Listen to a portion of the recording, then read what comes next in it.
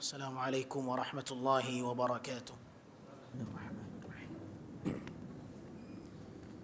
إن الحمد لله نحمده ونستعينه ونستغفره ونعوذ بالله من شرور أنفسنا وسيئات أعمالنا.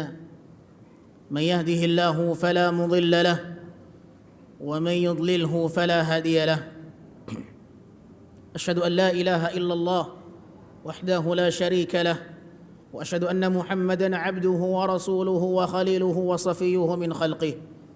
بلغ الرسالة وأدى الأمانة ونصح الأمة وجاهد في الله حق جهاده حتى ترك أمته على محجة بيضاء ليلها كنهارها لا يزيغ عنها إلا هالك. وصلى الله وسلم على نبينا المصطفى محمد بن عبد الله عليه أفضل الصلاة وأتم التسليم ما تعاقب الليل والنهار. يقول سبحانه وتعالى في القرآن الكريم: يا أيها الذين آمنوا اتقوا الله حق تقاته ولا تموتن إلا وأنتم مسلمون.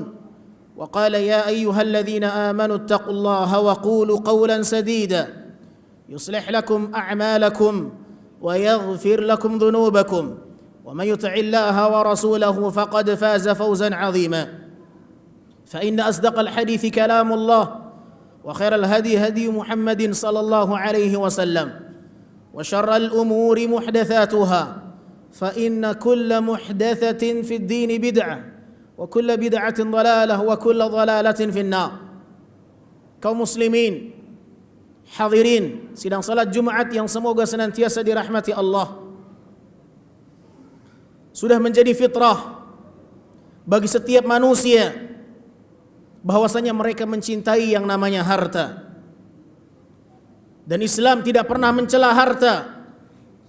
Islam tidak pernah memandang jelek kepada siapapun yang mencari harta. Karena Islam menganggap bahwasanya harta termasuk di antara nikmat dan anugerah yang Allah berikan. Bahkan Al-Quran telah menggariskan di dalamnya sebuah ketetapan bahwa harta termasuk di antara kebaikan yang Allah berikan. Allah Subhanahu wa taala berfirman: "Wa innahu lihubbil khairi lasyadid." Sesungguhnya manusia sangat berlebih-lebihan di dalam kebaikan, kecintaan mereka kepadanya. Di situ Allah Subhanahu wa taala menyebutkan dengan hubbil khair, mencintai kebaikan, dan yang dimaksudkan dengan kebaikan dalam ayat ini seperti yang ditegaskan oleh para ulama ahli tafsir, innahul mal. Sesungguhnya yang dimaksudkan dengan kebaikan dalam ayat ini adalah harta. Karena harta bukanlah satu hal yang buruk. Dengan harta seseorang bisa beribadah kepada Allah Subhanahu wa taala. Dengan harta betapa banyak pintu-pintu kebaikan yang terlaksana dengannya. Seseorang dengan harta dia bisa bersedekah. Seseorang dengan harta dia bisa berjihad fi sabilillah, mempersiapkan segala kebutuhan perang. Dengan harta seseorang bisa menyantuni anak yatim. Dengan harta seseorang bisa memberikan kebutuhan kepada orang-orang yang membutuhkannya. Dan banyak cabang-cabang kebaikan yang bisa terpenuhi dengan adanya harta itu. Maka Islam tidak pernah mencela harta. Pandangan Islam terhadap harta adalah pandangan yang baik. Namun Islam mencela apabila seseorang salah bersikap dengan harta ketika mereka telah melampaui batas. Ketika harta telah melalaikan mereka, ketika harta telah membuat mereka lupa dan buta, ketika harta membuat mereka lalai dari beribadah kepada Allah Subhanahu wa taala. Oleh karenanya Allah Subhanahu wa taala menegaskan di dalam Al-Qur'an bahwa harta itu adalah termasuk ujian. Allah Subhanahu wa taala menyebutkan di dalam Al-Qur'an, innama amwalukum wa auladukum fitnah. Sesungguhnya harta kalian dan anak-anak kalian adalah fitnah, ujian. dan ujian ada yang lulus dan ada yang tidak lulus. Ketika harta menjadikan seseorang dekat kepada Allah Subhanahu wa taala, maka harta menjadi pintu kebaikan baginya. Namun sebaliknya, apabila harta tidak mendekatkan seseorang kepada Allah Subhanahu wa taala, justru menjauhkannya dari Allah Rabbul Izzati wal Jalalah, maka harta menjadi pintu-pintu keburukan baginya. Oleh karenanya kaum muslimin yang dimuliakan Allah Subhanahu wa taala, betapa banyak manusia karena ingin mendapatkan harta, mereka harus mendapatinya dengan cara yang haram. Tidak sedikit manusia demi harta mereka rela mencuri, mengambil harta orang lain, merampas milik orang lain demi harta. Tidak sedikit manusia harus mencurangi timbangan demi harta. Banyak orang-orang yang mengurangi takaran demi harta. Banyak orang-orang yang menipu, curang di dalam transaksi demi harta. Banyak orang-orang yang mendapatkannya dengan cara menzalimi orang lain. Bahkan mereka siap demi harta sekalipun harus menumpahkan darah manusia, wal'iyadzubillah. Sehingga harta menjadi Tuhan-Tuhan mereka, menjadi berhala-berhala mereka. Mereka siap demi harta melakukan apapun, sekalipun mereka harus menempuh jalan yang haram, sekalipun kezaliman yang menjadi tuntutannya. Oleh karenanya Al-Imam Al-Hasan Al-Basri rahimahullah, salah seorang ulama tabi'in, mengatakan, likulli ummatin asnam ya'budunaha wa asnamu hadhihi al-ummatil mal. Al-Imam Al-Hasan Al-Basri mengatakan, setiap umat memiliki berhala-berhalanya yang mereka sembah. Setiap umat memiliki berhala-berhala yang mereka sembah. Dan berhalanya umat ini adalah harta. Berhalanya umat ini adalah harta. Karena demi harta mereka siap memperjuangkan apapun, sekalipun mereka harus berhadapan dengan kemurkaan Allah Subhanahu wa taala. Saudaraku kaum muslimin yang dimuliakan Allah, jangan tertipu dengan harta. Jangan tertipu dengan harta. Karena harta yang secara fitrah Allah tetapkan sebagai satu nikmat dan anugerah, akan tetapi jikalau harta itu membuat seseorang melakukan satu kezaliman untuk mendapatkannya, maka itu adalah jurang kebinasaan baginya. Nabi sallallahu alaihi wasallam telah menggariskan di dalam hadis yang dikeluarkan oleh Imam Al-Bukhari. Di dalam hadis yang sahih, Nabi sallallahu alaihi wasallam menyebutkan 1400 tahun yang lalu. Nabi alaihi salatu wassalam mengatakan, la ya'tiyanna 'ala an-nasi zamanun la yubalil mar'u bima akhadha al-mal amin halalin amin haramin. Kata Nabi sallallahu alaihi wasallam, akan datang suatu masa di mana manusia tidak lagi memperdulikan hasil pendapatannya, tidak lagi memperdulikan apakah ini hasil yang halal atau yang haram. Nabi alaihi salatu wassalam telah menyebutkan 1400 tahun yang lalu sebagai satu peringatan yang akan terjadi. Akan datang suatu masa, akan datang suatu zaman di mana manusia tidak lagi memperdulikan penghasilannya, tidak lagi memperdulikan pendapatannya. Apakah mereka mendapatkan dari hasil yang halal ataukah dari hasil yang haram? Saudaraku yang dimuliakan Allah Subhanahu wa taala, ingat, ketika harta membutakan kita, maka kita akan lupa tujuan hidup kita yang sesungguhnya. Tujuan kita hidup hanya untuk beribadah kepada Allah Azza wa Jalla. Bagaimana ibadah menjadi satu misi dalam kehidupan kita. Namun betapa banyak orang-orang yang dibutakan, mereka dilupakan dari misi mereka diciptakan oleh Allah Subhanahu wa taala, sehingga mereka tidak lagi memperdulikan ini ibadah atau bukan ibadah. Yang penting harta, harta, harta, dan tidak akan ada yang membuatnya berhenti meraih harta. Dia akan selalu menjadi obsesi kehidupannya adalah harta. Tidak akan ada yang bisa membuat dia berhenti untuk mencari harta. kecuali apabila mulutnya telah terpenuhi dengan tanah. Nabi sallallahu alaihi wasallam mengatakan, menyebutkan di dalam sebuah hadis, "Lau anna libni Adam wadiyan min dhahab latamanna wa labtagha thaniyan wa la yamla famahu illa turab." Kalau sekiranya anak Adam diberikan satu anugerah berupa lembah yang berisi emas, niscaya mereka akan mengharapkan lembah emas yang kedua. Dan apabila dia diberikan lembah emas yang kedua, dia akan mengharapkan lembah emas yang ketiga. Dan akan terus obsesi dia demikian. Tidak akan ada yang memberikan dia peringatan yang bisa memutus angan-angannya dari mengumpulkan harta, kecuali apabila mulutnya telah dipenuhi dengan tanah. Apabila kematian telah datang di hadapannya, barulah dia berhenti dari obsesinya mencari dunia. Saudaraku kaum muslimin yang dimuliakan Allah, jangan jadikan harta sebagai berhala. Jangan jadikan harta sebagai Tuhan, yang demi harta kita siap rela melakukan apapun, sekalipun kita berbuat zalim kepada manusia.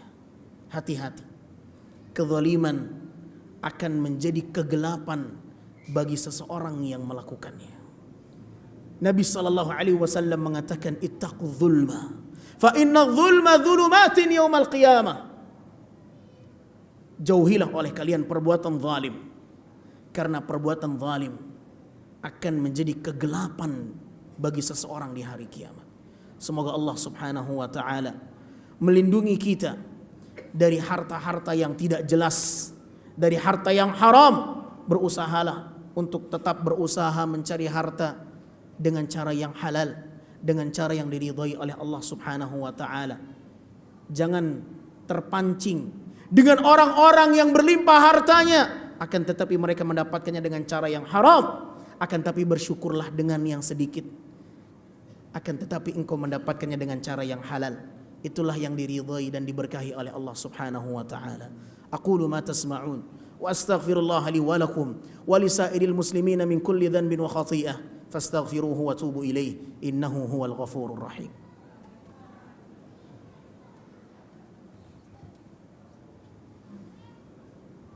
Alhamdulillah المنعم على خلقه المتفضل بإحسانه وكرمه وهو الذي خلقنا وأوجدنا ورزقنا وأحيانا وأماتنا وإليه النشور. Kaum muslimin hadirin yang semoga senantiasa dirahmati dan diberkahi oleh Allah, khatib berpesan untuk dirinya secara khusus dan kaum muslimin secara umum untuk senantiasa berbekal dengan ketakwaan, karena Allah subhanahu wa ta'ala menjadikan ketakwaan sebagai bekal yang terbaik. Allah berfirman, wa tazawwadu fa inna khayra zadi taqwa. Berbekallah kalian, sungguh sebaik-baik bekal yang kalian bawa adalah bekal ketakwaan. Ma'asyiral muslimin yang dimuliakan Allah, ketahuilah bahwa nanti di hari kiamat seseorang tidak akan sanggup menggerakkan kakinya walaupun sedikit. Allah menjadikan setiap manusia yang berkumpul di padang mahsyar tidak sanggup untuk menggerakkan, menggeser kakinya walaupun hanya sedikit. Sampai Allah tanya kepada mereka 4 perkara.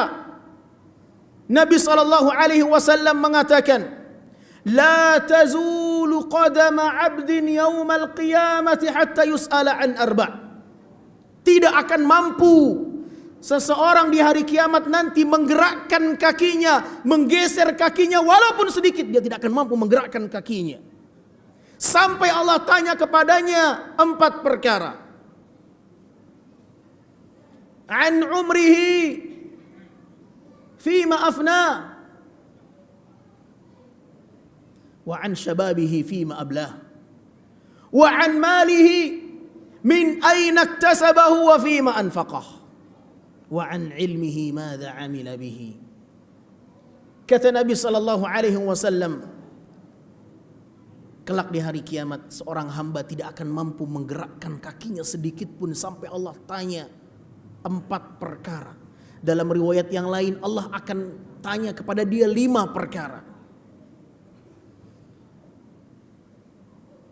Tentang umurnya dihabiskan untuk apa? Masa mudanya dihabiskan untuk apa? Dan hartanya dia dapatkan dari mana? Kemudian kemana dia belanjakan?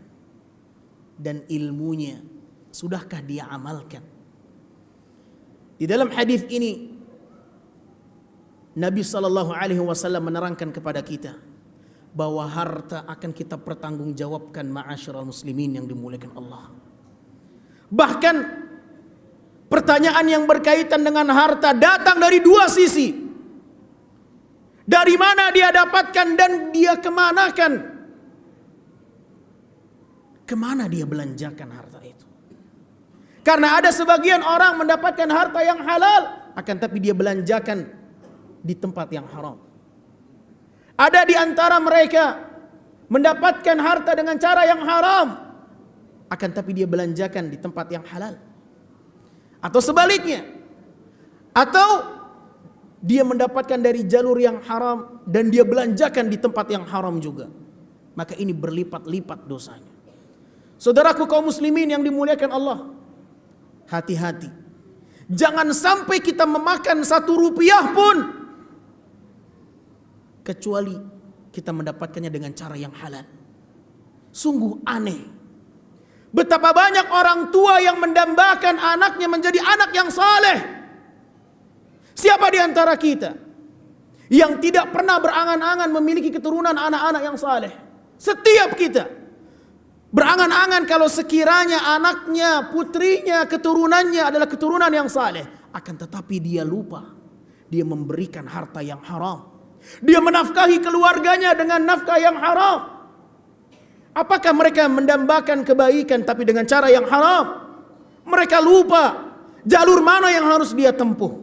Hati-hati ma'asyal muslimin dengan kezaliman, karena kezaliman akan membinasakan manusia. Jangan pernah mengambil milik orang lain walaupun sedikit.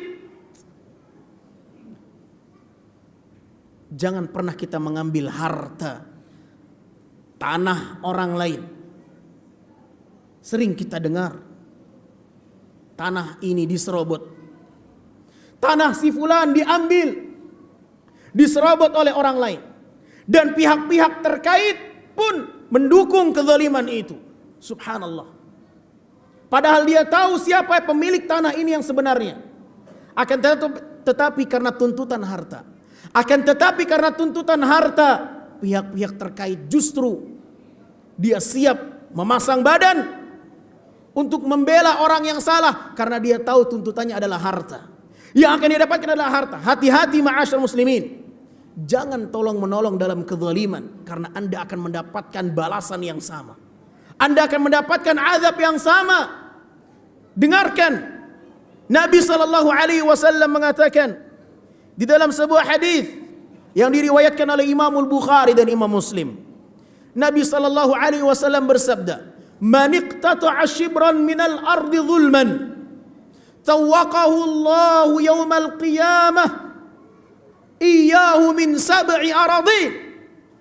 Kata Nabi SAW, barang siapa yang mengambil 1 jengkal tanah dengan cara yang zalim milik orang lain, maka di hari kiamat nanti Allah akan timpakan 7 lapis bumi di atas pundaknya. Barang siapa yang mengambil 1 jengkal tanah secara zalim, dia mengambil milik orang lain, dia menyerobot tanah orang lain, Allah akan timpakan di atas pundaknya 7 lapis bumi. Bagaimana kalau sekiranya dia mengambil 2 jengkal? Bagaimana kalau dia mengambil 3 jengkal? Itu tidak lagi main. Permainan orang sekarang 1 hektar. Permainan orang sekarang 2 hektar. Maka ingat, 1 jengkal saja mereka diancam akan memikul 7 lapis bumi ke dalam. Bagaimana dengan mereka yang mengambil 1 meter? Bagaimana mereka yang mengambil 2 meter? Bagaimana mereka yang mengambil 1 hektar dan seterusnya? Dia akan memikul 7 lapis bumi di pundaknya. Itulah ancaman mereka yang mengambil tanah milik orang lain. Ingat ma'asyar muslimin, kezaliman apapun, sekecil apapun kezaliman itu akan membinasakan seseorang. Jangan jadikan harta sebagai berhala, sebagai tuntutan. Yang demi harta kita rela mengorbankan agama kita, yang demi harta kita rela mengorbankan akhirat kita. yang demi harta kita rela menjadi orang yang akan diancam oleh Allah dengan ancaman yang sangat besar, maka harta akan menjadi fitnah bagi dia.